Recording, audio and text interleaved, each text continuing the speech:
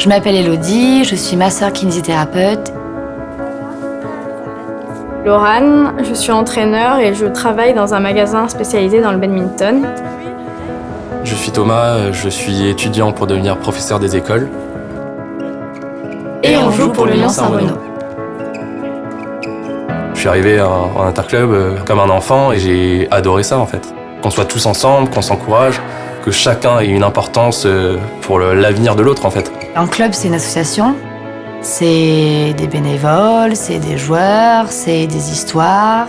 Chacun met de côté un peu sa propre vie et on se retrouve pour un objectif commun. Je suis devenu un joueur encore plus généreux en fait sur le terrain et en dehors.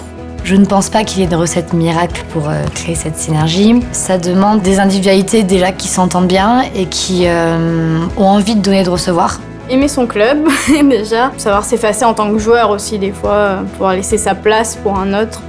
Cette alchimie, quand tout le monde rentre sur le terrain et qu'on se retrouve tous ensemble, c'est incroyable.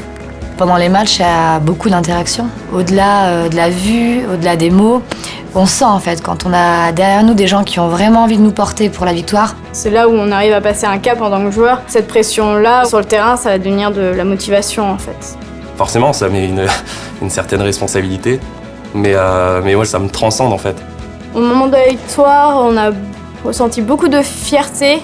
La sensation d'avoir fait quelque chose de grand pour le club et qu'on l'ait fait ensemble en fait.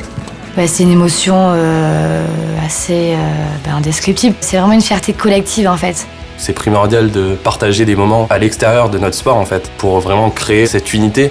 On va aller faire des cinémas, des sorties en ville, des soirées. Et il y a la troisième mi-temps de l'après-rencontre.